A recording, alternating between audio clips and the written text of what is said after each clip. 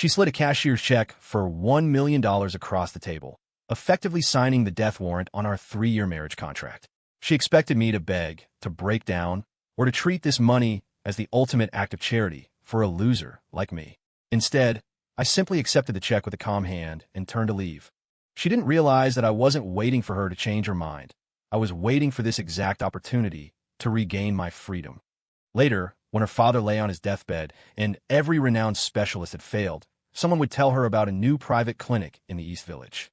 They would say the young doctor there could snatch a soul back from the Reaper himself. She would rush there, clinging to her last shred of hope, only to find the one man she despised most standing in the consultation room. 1 million. That's enough to keep you comfortable for the rest of your life. Victoria Sterling's voice was like the woman herself, devoid of warmth. She sat opposite me, her makeup flawless, her figure wrapped in a bespoke suit that screamed high society and detached her from the grid of the real world. Between us lay an expensive mahogany table laden with exquisite dishes, none of which we had touched. 2 pale, manicured fingers pushed the check until it stopped right in front of me. I didn't count the zeros, but the bold print, $1 million, stung my eyes. Our contract ends here. She lifted her coffee cup, took a delicate sip, and looked past me at the traffic crawling through Midtown Manhattan. It was as if speaking even one extra word to me was a waste of her billable hours. 3 years of marriage, exchanged for $1 million. To the outside world, I, Caleb Rivers, an orphan with no background, had won the lottery by marrying into the Sterling family, New York's premier dynasty, and becoming the fiancé of the Ice Queen CEO, Victoria Sterling. For 3 years, I lived in the Sterling estate, wore the finest clothes, and ate the best food, yet everyone treated me like a mooch, a kept man waiting for a handout. In Victoria's circle, no one respected me. They mocked me to my face, calling me Victoria's pet dog. Victoria never stopped them. She would just glance at me with those cold eyes, a look containing a warning and a trace of barely concealed disgust. I understood. She thought I was an embarrassment too. I set down my chopsticks, picked up the check, and held it up to the light. Real.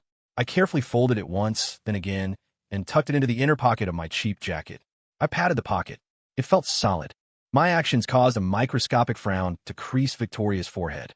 She had probably simulated various scenarios. Maybe she thought I'd scream and ask why, or weep and beg to stay, or perhaps tear up the check in a fit of rage to salvage some pathetic dignity. But she never imagined I would accept it with such tranquility.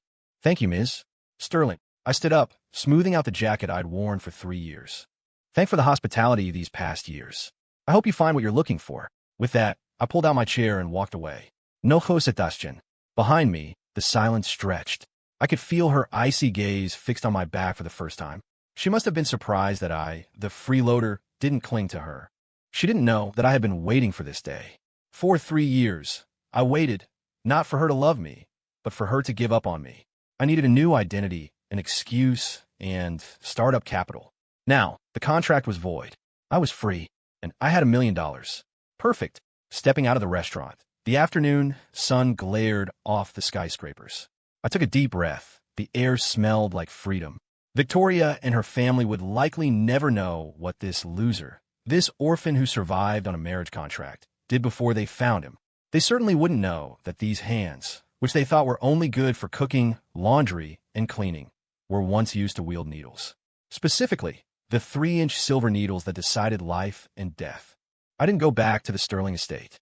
That place no longer belonged to me. I cashed the check at the bank.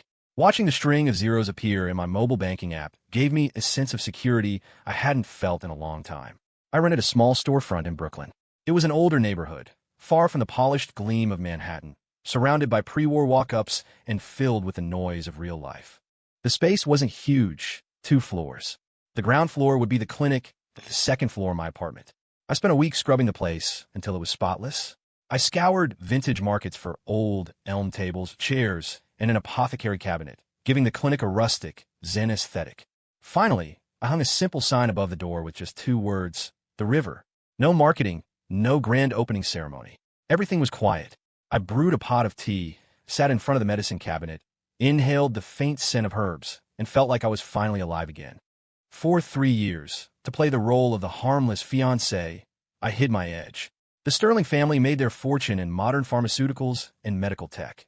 They worshiped science, data, and cold machinery. As for Eastern medicine, Victoria's father, Arthur Sterling, had publicly called it primitive voodoo more than once. So, I packed away my medical texts, hid my silver needles, and studied cookbooks, cleaning the house like the perfect domestic partner. Victoria thought I was idle and lazy. She didn't know that every night after she fell asleep, I was in my room, using my own body as a test subject to practice needle techniques and maintain my dexterity. I had pierced every acupoint on my body hundreds of times. She also didn't know that the leisure books I read were rare medical case studies left by my grandfather. The 9-point vitality protocol of the Rivers family.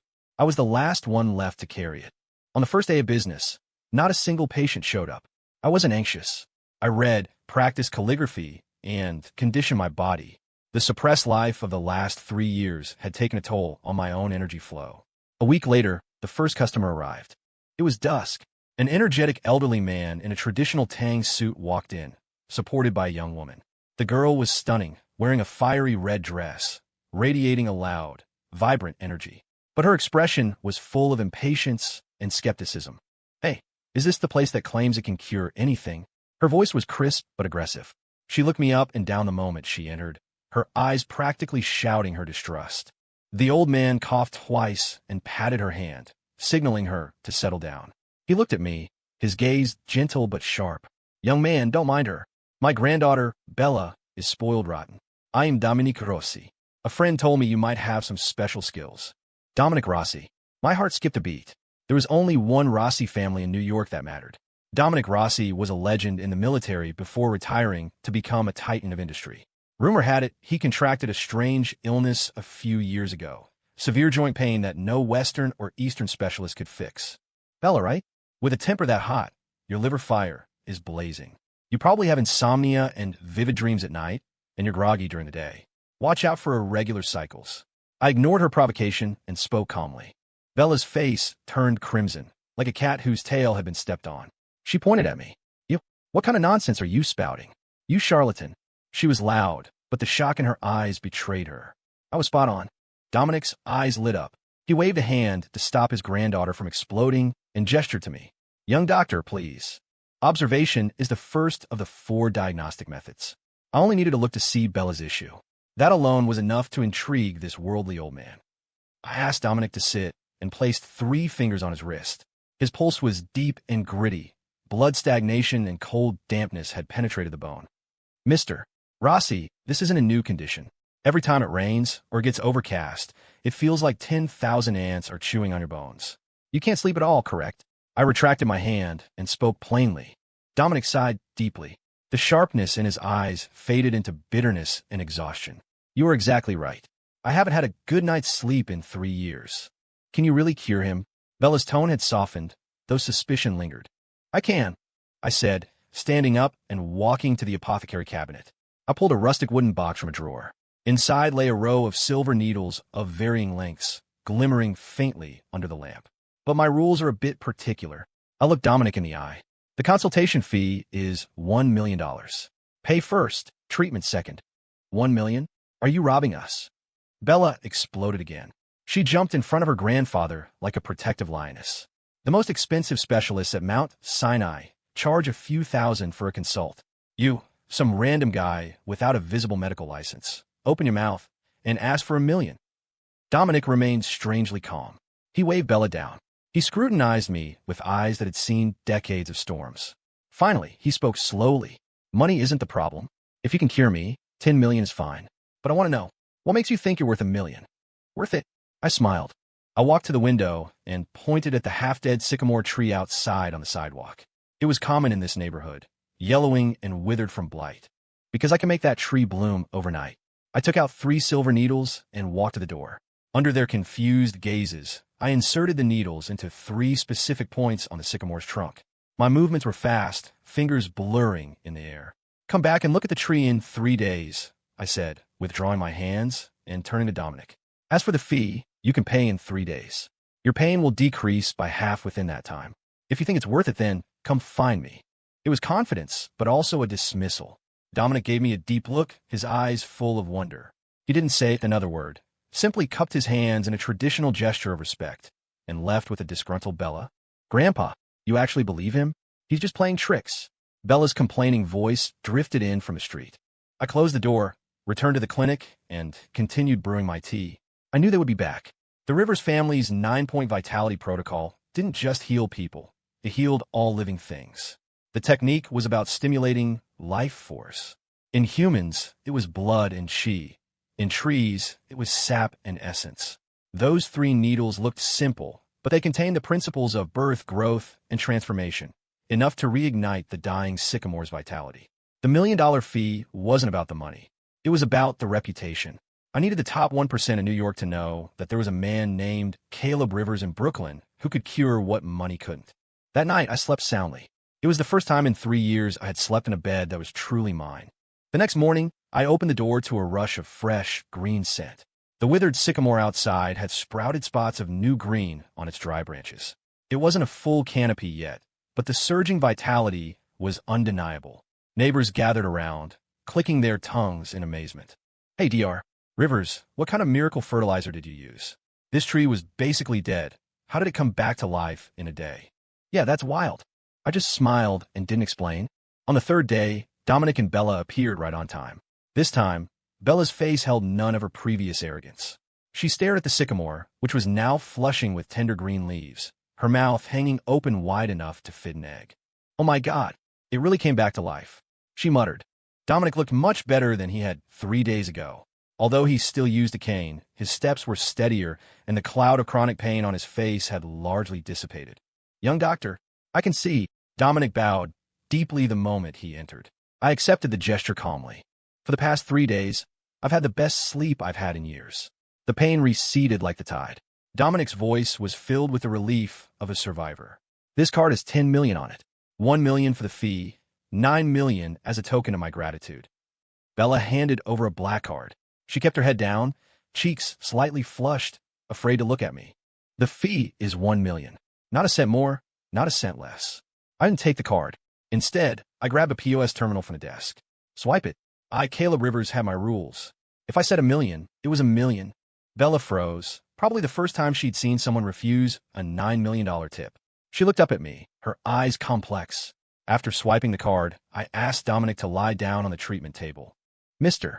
Rossi, the process will be painful. You'll need to endure it. Do your worst." Dominic closed his eyes, ready for anything. I took out my silver needles and sterilized them over an alcohol lamp. The flame reflected in my eyes, highlighting my focus. In this moment, I wasn't the Sterling family's useless son-in-law. I was the sole heir to the Rivers family legacy. I picked up a 3-inch needle and inhaled deeply. I channeled my focus, my chi, from my core to my fingertips. First needle, the gate of origin. Solidify the foundation. Before the words settled, the needle sank steadily into an acupoint on Dominic's lower abdomen. The tail of the needle vibrated, emitting a faint hum. Dominic grunted, beads of sweat instantly popping out on his forehead. "Grandpa," Bella cried out nervously. "Quiet," I said coldly, without looking up. Bella shut her mouth instantly, but her beautiful eyes were glued to my hands, full of worry. Second needle, sea of chi. Open the channels. Third needle, life store. Warm the kidney yang. 9 needles in a row. I pierced 9 major acupoints on Dominic's body. With each needle, his body twitched involuntarily, and his face grew paler. Bella watched with her heart in her throat, wanting to stop me several times, but my icy glare forced her back. When the 9th needle, the gushing spring, went into the sole of his foot, Dominic's body arched violently, and a suppressed roar tore from his throat. Visible wisps of dark vapor began to rise from the top of his head, carrying a foul, fishy stench. What is that?" Bella covered her nose, horrified.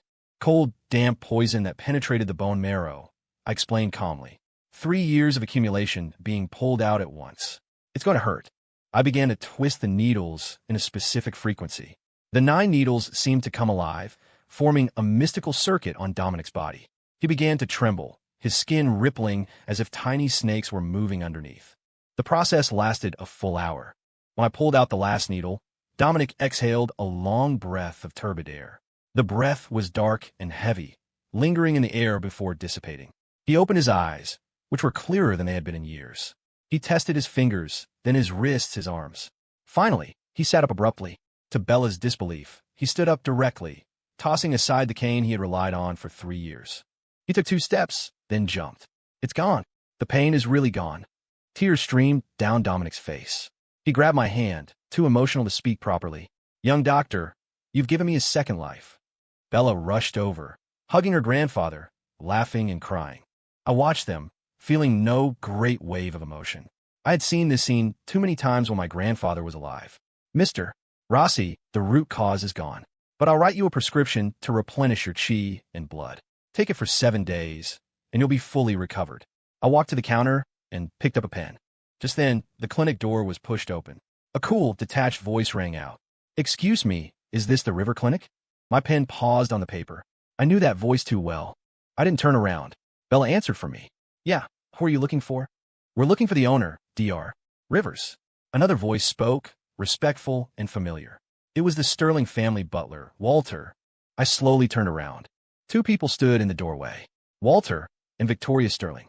She had swapped her power suit for a simple long dress, her face showing signs of fatigue and anxiety. When she saw me, she froze. For the first time, her calm, deep eyes showed shock, confusion, and a trace of utter disbelief. She never dreamed that the miracle doctor she had been searching for was the good-for-nothing ex-husband she had dismissed with $1 million check. The air in the room solidified. Victoria's shock only lasted a few seconds. She quickly reverted to her ice queen persona, though the ripple in her gaze betrayed her internal turmoil. "Caleb, why are you here?" Her voice carried a hint of interrogation, as if my presence was an offense to her. I ignored her, handing the prescription to Bella. 1 dose a day, after dinner. "Okay, Dr. Rivers." Bella took the paper and gave me a sweet smile. Then she turned, looking like a proud peacock, and shot a glance at Victoria, full of hostility and showing off. Women's intuition is always terrifyingly accurate. "Caleb, I asked you a question." Victoria's tone sharpened when I ignored her. "Ms. Sterling, this is my clinic, not your boardroom." I finally looked at her, my tone as flat as if discussing the weather. "If you're here for a checkup, get in line. If not, the door is over there." My attitude made Victoria's face darken instantly. In 3 years, I had never spoken to her like this. In front of her, I had always been docile, even servile. "You." Her chest heaved with anger, but her upbringing kept her from making a scene. Walter quickly tried to smooth things over. Mr. Rivers, we are here to seek medical help. Mr. Sterling, the chairman is sick. It's very serious. The hospital is out of options." Arthur Sterling was sick? I wasn't surprised. He had traded his health for business deals in his youth, drinking heavily. Combined with his arrogance and refusal to trust holistic regulation, relying entirely on Western medicine to suppress symptoms, a collapse was inevitable. "You've heard my rules, right?" I looked at Victoria and spoke calmly. Victoria's lips pressed into a thin line. Of course she had heard. $1 million up front. That rule probably came directly from the million she gave me. It was a naked humiliation. "Caleb, don't push it," she said through gritted teeth. "Push it." I laughed. "Ms. Sterling, when you gave me $1 million to cut off 3 years of marriage, you were efficient and decisive. Now, I'm using my skills to make a living, fair trade, no cheating. How is that pushing it?" Yep. Victoria was choked into silence. "Dr. Rivers, we'll be going now. Won't disturb your business." Dominic watched the show with visible delight. He winked at me like an old prankster, pulling Bella along. "Bye, Dr. Rivers." Before leaving, Bella walked up to me, stood on her tiptoes, and whispered loud enough for everyone to hear, "Don't give that snob the time of day. I'm on your side." She shot a demonstrative glare at Victoria before happily following her grandfather out. Only 3 of us remained in the clinic. The atmosphere was awkward to the extreme. Walter, given the money. Victoria finally compromised. For her father, she had to lower her proud head. Walter hurried to hand over card. I didn't take it. "I won't take her money." I looked at Walter. "Walter, thank you for taking care of me all these years. I will go see Chairman Sterling. But not for her. I'm doing it for you." Walter stunned, his eyes instantly reddening. For 3 years in the Sterling household, this old man was the only one who had shown me any warmth. Victoria's face turned pale in an instant. My refusal to take her money was more humiliating than taking it. It meant that between us, not even the simplest transactional relationship could exist. I had thoroughly excluded her from my world. I followed Walter to the Sterling private hospital. Arthur Sterling lay in the top VIP suite, hooked up to tubes, surrounded by beeping machines. A circle of top Western specialists stood around, helpless. Late-stage liver cirrhosis inducing multiple organ failure. We'd done our best. Prepare for the worst. The lead specialist removed his mask and shook his head at Victoria. Victoria swayed, nearly falling. No matter how strong she was still just a young woman. Her father was her only pillar. I walked to the bed and looked at Arthur's face. Gray, lifeless, the look of a lamp running out of oil. I reached out and touched his pulse. Thready, almost imperceptible. He can be saved, I said flatly. Everyone in the room looked at me like I was a lunatic. Young man, don't talk nonsense here. The patient is beyond saving, the old specialist scolded, frowning. Your medicine is beyond saving. That doesn't mean mine is. I didn't bother arguing. I took out my silver needles from my cloth roll. What are you doing? Stop him. Several doctors moved to block me. Let him do it. Victoria suddenly spoke. Her voice was hoarse and trembling, but firm. She looked at me, her gaze incredibly complex. There was doubt, unwillingness, but mostly a sliver of hope she didn't even realize she had. I was her last straw. Ignoring the others, I focused my breath, channeling energy to my fingertips. This time, I was using the most dangerous technique in the 9-point vitality protocol, defying fate. This move consumed massive mental energy. One slip, and not only would the patient die instantly, but the healer would suffer backlash, damaging their own vitality or shortening their lifespan. My grandfather warned me never to use it unless it was a matter of life and death. But I used it, not for Arthur, not for Victoria, just to repay Walter. 1 needle into the crown point, 2 into the spirit court. As the 9 needles settled, I used my own chi as a guide to forcibly condense Arthur's dissipating life essence. Sweat poured down my forehead like rain. My face turned paper white. The surrounding experts went from disdain to shock, then to slack-jawed awe. They watched the ECG line, which had flatlined, begin to ripple, beating stronger and stronger. They watched color return to Arthur's gray face. This isn't scientific, the old specialist muttered, his worldview shattering. An hour later, I pulled the last needle.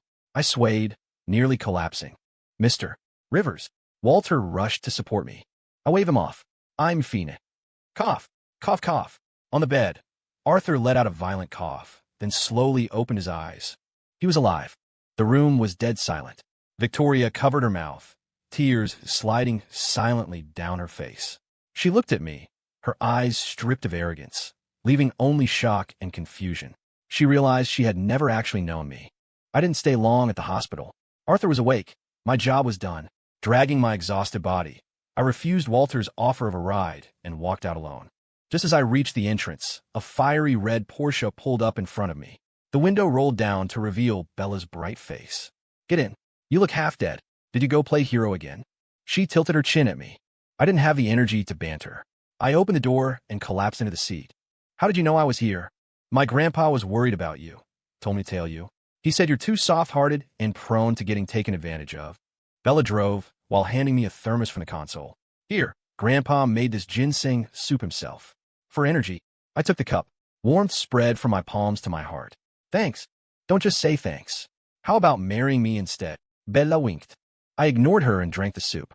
Seeing no reaction, Bella pouted. Boring. By the way, who was that woman earlier? The way she looked at you. Something's off. Excuse friend. Ex-fiancé. I answered simply. Bella slammed on the brakes, the tires screeching. What? That's the gold digger who dumped you. Her voice went up an octave. She's not a gold digger. She is the gold, I corrected. Then she's blind. Bella said indignantly. Giving up a treasure like you? Did she get her head caught in a door? No, I have to tell Grandpa. We can't let you get scammed by her again. Looking at her righteous fury, I wanted to laugh. It's over. I shook my head, and it was, from the moment I walked out of that restaurant, Victoria and I were in different worlds. Bella drove me back to the River Clinic and insisted on staying to take care of me. I couldn't beat her stubbornness, so I let her be. Despite being a rich heiress, she was capable. She tidied the clinic, organized herbs, and even made a decent porridge. Watching her busy figure in the kitchen, I felt a bit dazed. In 3 years, Victoria had never stepped foot in a kitchen. She didn't even know what I liked to eat. That night, lying in my bed upstairs, listening to Bella laughing at the TV downstairs, my heart felt peaceful. The next morning, I felt much better. I opened the door to find a familiar figure standing there. Victoria. She was holding an exquisite insulated lunchbox. She looked like she had been standing there for a long time. Seeing me, she seemed nervous, a rarity for her. I brought you some breakfast. I didn't take it. Ms. Sterling, do you need something? If not, I'm opening for business. My coldness drained the blood from her face. Caleb, can we talk? She sounded almost pleading. There's nothing to talk about. I'm sorry, she blurted out, interrupting me. I was wrong before. I misunderstood you. I didn't know you. There's a lot you didn't know. I looked at her. You didn't know I hid my medical books so your father wouldn't be offended. You didn't know I practiced acupuncture on myself every night to keep my hands steady. You didn't know my grandfather was the divine needle Elias Rivers. With every sentence, Victoria's face grew paler. Elias Rivers. The name was legendary among the older generation of New York's elite. 30 years ago, he was the man who could wrestle lives from the Reaper. Tycoons offered mountains of gold for a single treatment. And I was his grandson. Victoria finally understood. She hadn't lost a useless mooch. She had lost the heir to a national treasure, someone her family, someone all of New York, couldn't afford to offend. She opened her mouth but found no words. Ms. Sterling, let the past be past. I opened the clinic door and gestured for her to leave. People need to move forward. You take your high road, I'll take my wooden bridge. Just then, Bella came downstairs. She was wearing my white lab coat, her hair tied up in a messy bun, a piece of toast hanging from her mouth. Caleb, who is it this early? Oh, isn't this Ms. Sterling? She immediately entered combat mode, walking over and naturally linking her arm through mine. Ms. Sterling, so sorry. Caleb just woke up. He hasn't even had time to get ready. Did you need something? The intimate posture, the possessive look. Any idiot could read the room. Victoria looked at us, at Bella holding my arm, at the ill-fitting lab coat she wore. Her expression shifted from shock to hurt, and finally, to dead ash. She said nothing. She simply placed the lunchbox on the front step, turned, and stumbled away. Her retreating figure looked desolate and defeated for the first time. Once Victoria was gone, Bella immediately let go of my arm and dusted off her hands theatrically. Just acting, don't take it seriously. She blushed, acting tough. I looked at the fancy lunchbox on the steps. I didn't move. Throw it out, I said. Don't. Wasteful. Let me see what's inside. Bella curiously opened it. A rich aroma wafted out. Seafood congee with abalone and sea cucumber. Isn't this what you said you were craving last time? Bella asked, surprised. I paused. I had mentioned it. A long time ago, watching TV, just a passing comment. Victoria had been there, working on her laptop. I thought she hadn't heard a word. Unexpectedly, she remembered. My heart felt a tiny prick, a strange sensation. But that was all. Affection that comes too late is cheaper than grass. Throw it out, I said again, my voice flat. Bella looked at me thoughtfully, then obediently tossed the box into the trash. After Arthur Sterling was discharged, he came to the River Clinic personally with heavy gifts to offer his thanks. He looked 10 years younger, glowing with health. Caleb. No, Dr. Rivers. He tried to bow, but I stopped him. Mr. Sterling, no need. It is necessary. You saved my life. Arthur was emotional. I was blind before, thinking holistic medicine was a scam.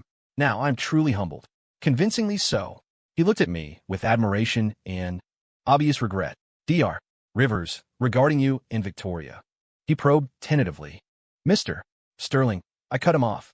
You know the saying, a good horse doesn't turn back to eat old grass. Arthur's face showed embarrassment, quickly turning into a sigh. Yes, it is Victoria who lacks the fortune. He shook his head and dropped the subject. After he left, the fame of the River Clinic exploded across New York. Luxury cars lined up outside daily. Big shots I used to only see in Forbes became my clients. My consultation fee went from $1 million to $10 million. And you needed an appointment. I treated who I wanted. If I didn't want to treat you, no amount of money mattered. I became New York's most sought-after and mysterious Dr. Rivers. Most of the time, I lived as before, reading, drinking tea, tending to my herbs. Bella became a fixture at the clinic, showing up every day. She didn't cause trouble. She'd sit quietly, watching me work, grinding ink, or sorting herbs. A strange understanding formed between us. One day, while I was treating a patient, an unexpected person walked in. Lily Evans. She was my only friend from the orphanage. After the Sterling family took me in, we lost touch. She was wearing a faded nurse's scrub, looking timid and uneasy. Caleb Rivers. She called my name tentatively. The needle in my hand trembled slightly. I turned and saw that familiar, yet unfamiliar face. She was thinner than when we were kids, but those eyes were still as clean and gentle. Lily. She smiled, her eyes reddening. It really is you. I saw your name in the paper. I thought it was just a coincidence. I asked the patient to wait and walked over to her. How are you here? I work at the community clinic across the street. She pointed. I saw a new clinic opened. I never expected the owner to be you. We talked for a long time about the years in between. She went to nursing school and stayed in the city. Her life was simple, but she was content. And you? Have you been well? She asked carefully. I've been good. I smiled. Bella watched us from the side, her eyes full of alertness and curiosity. After Lily left, Bella immediately pounced. Who is she? Childhood sweetheart. Something like that. Another rival. Bella Matilde. I ignored her. Seeing Lily again made me happy. She was the only bright spot in my dark childhood. The next day, Lily brought me a home-cooked meal. Simple comfort food in a plastic container. I ate it with gusto. From then on, Lily brought me food every day. Sometimes, after her shift, she'd come over to help clean up. She didn't talk much, just worked quietly like a clear spring, calming. Bella was displeased and often tried to pick fights, but Lily always smiled gently and never engaged. Two very different girls had entered my life in a strange way.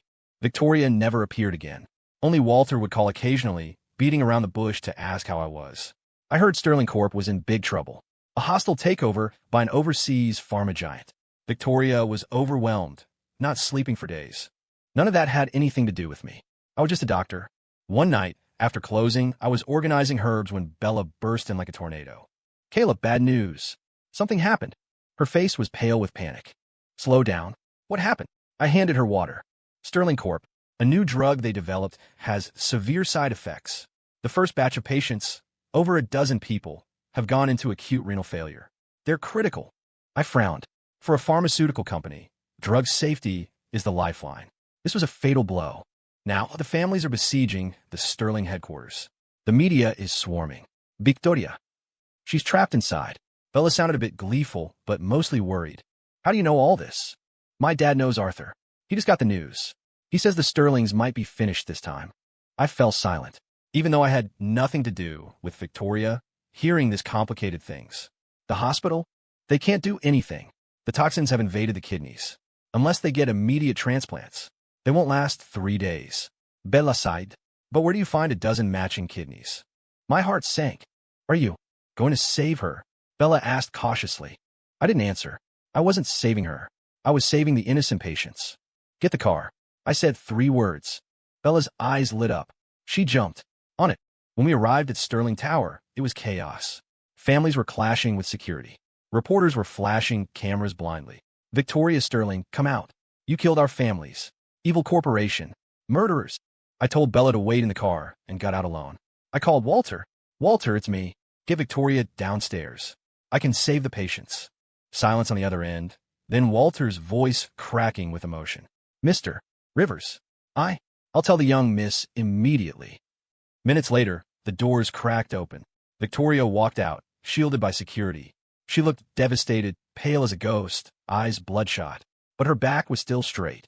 When she saw me, a light finally flickered in her dead eyes. Follow me. I didn't waste words. I turned and walked. She followed without hesitation. Victoria, don't let her run. Get her.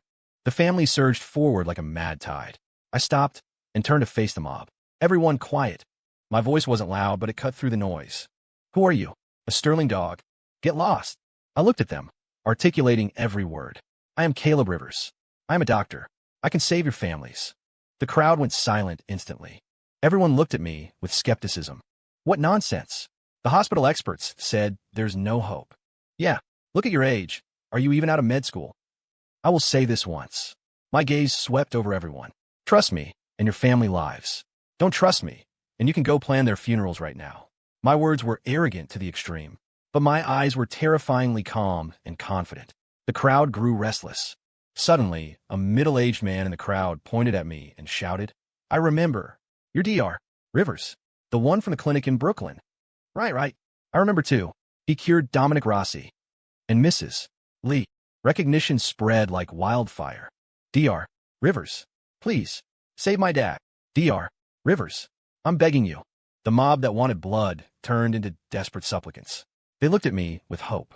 Victoria stood behind me, watching me being hailed as a savior. Her eyes were complicated. She realized again that this man she threw away was surrounded by a halo she couldn't penetrate. I had Victoria transfer all the patients to the Sterling private hospital. Then, I locked myself in the pharmacy for a full 24 hours. I needed to formulate different antidotes based on each patient's condition. This required profound medical knowledge and massive energy. Bella and Lily both came. Bella handled the outside, keeping order, dealing with the media. Her heiress temper was an asset here. She was sharp and logical, shutting down troublemaking reporters. Lily sat quietly outside the pharmacy door, preparing food and water for me, giving me silent, reassuring company. Victoria waited outside too. She tried to enter several times, but Bella blocked her. "You'll just distract him. He needs absolute silence." Victoria stared at the closed door, eventually sitting on the bench in the hallway, waiting in silence.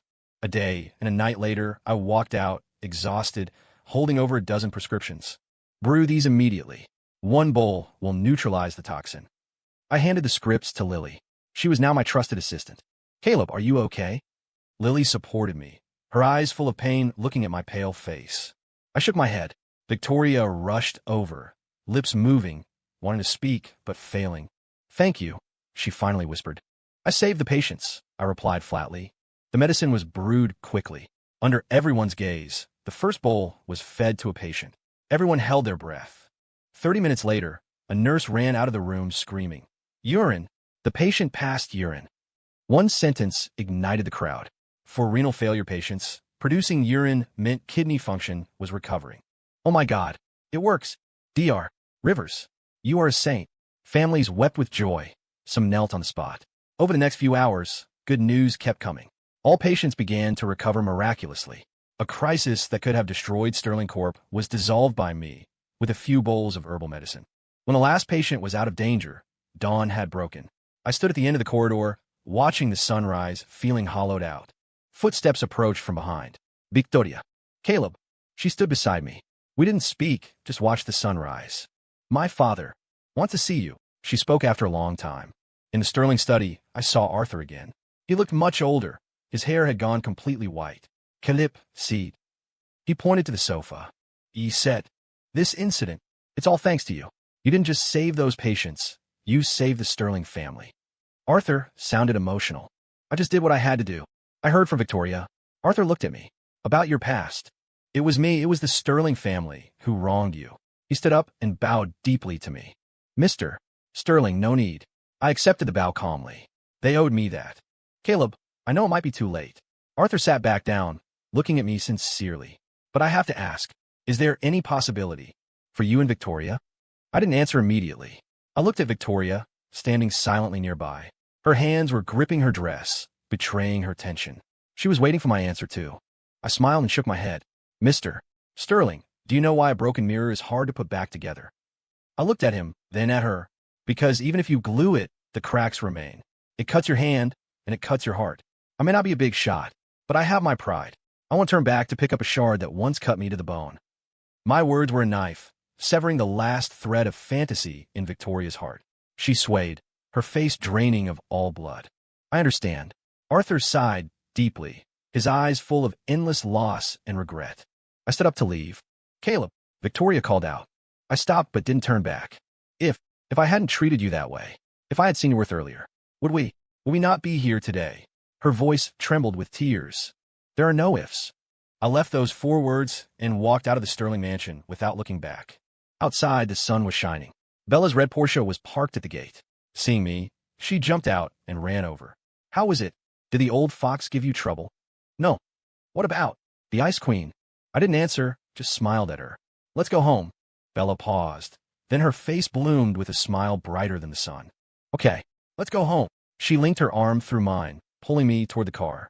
I glanced back one last time at the grand villa. In a second-floor window, I saw a lonely silhouette. "Goodbye, Victoria." Goodbye to my past. After the Sterling crisis, my reputation peaked. Dr. Rivers became a golden brand. But my life didn't change much. I still tended to the River Clinic, saw a few patients, and spent the rest of the time bantering with Bella or researching new formulas with Lily. Lily had quit the community clinic to officially become the second doctor at the River. She didn't have family secrets, but her fundamentals were solid, and her gentle nature made her popular. Bella grumbled about Lily invading her turf, but most of the time, the 3 of us got along harmoniously. One day, I received an invite to an international medical summit. They wanted me to represent American holistic medicine and give a speech.